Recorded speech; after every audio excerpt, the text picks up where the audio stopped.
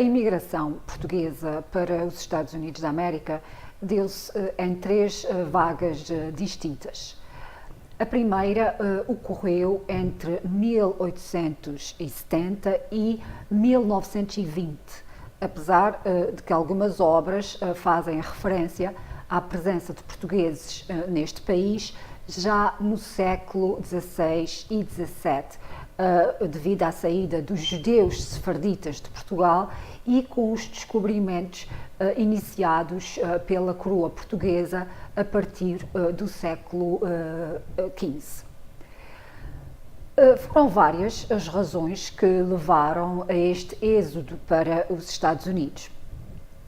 Desde logo, a situação de pobreza em que viviam a maioria dos portugueses, e mais concretamente os açorianos, tanto do continente e também do continente.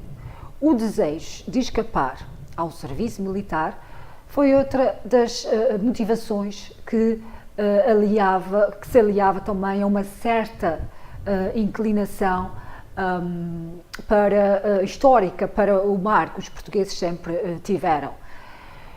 Por outro lado, os desastres naturais, como as erupções vulcânicas, a fome, a seca, também não facilitavam a vida no pequeno país à beira-mar plantado e às suas ilhas adjacentes. Por outro lado, havia ainda o desejo de se juntarem a alguns familiares que já estavam nos Estados Unidos e que falavam na abundância daquele país.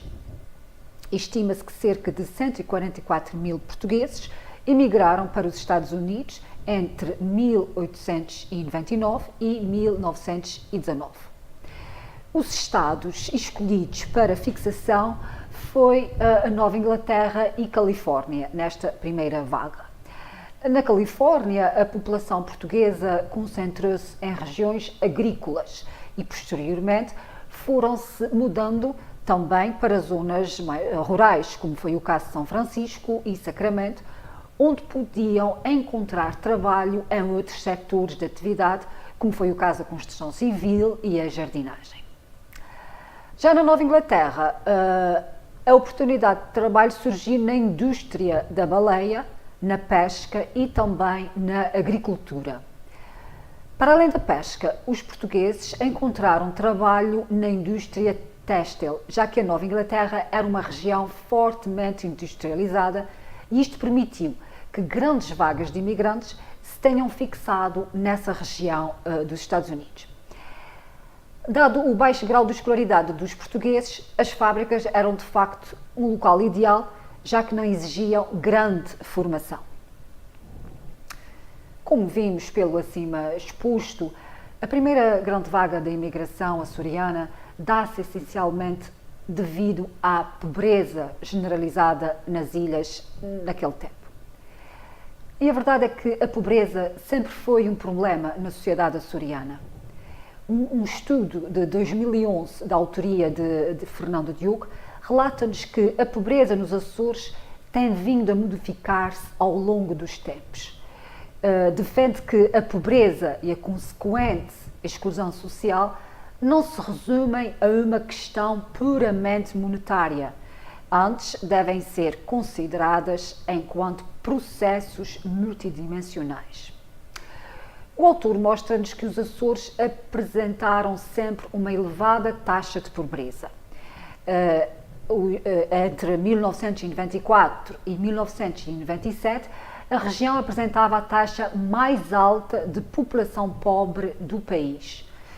Revela ainda que entre 1994 e 2005 houve uma redução significativa do peso da pobreza nos Açores, apesar de continuar a ser a mais elevada de entre as várias regiões do país. Para Fernando Diogo, estes dados mostram-nos que existe uma certa persistência da pobreza no tempo, mas que não estão propriamente associados à ausência de emprego e rendimento. Ou seja, se considerarmos que a taxa de desemprego nos Açores é mais baixa do que a média nacional e a taxa de pobreza mais alta, então a ligação entre pobreza e emprego não é linear. O que se passa nos Açores é uma situação, segundo o autor, de working poor, trabalhador pobre, que associa trabalho com pobreza.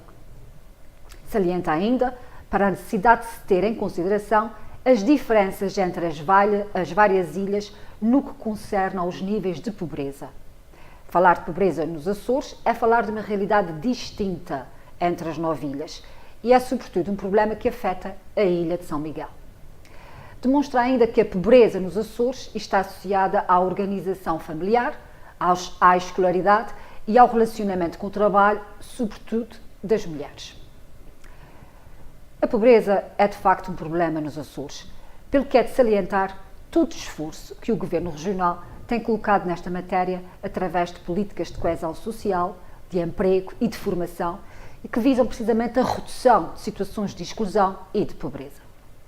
As razões que levaram os nossos antepassados a emigrar não são as mesmas de hoje. O perfil destes imigrantes também é outro.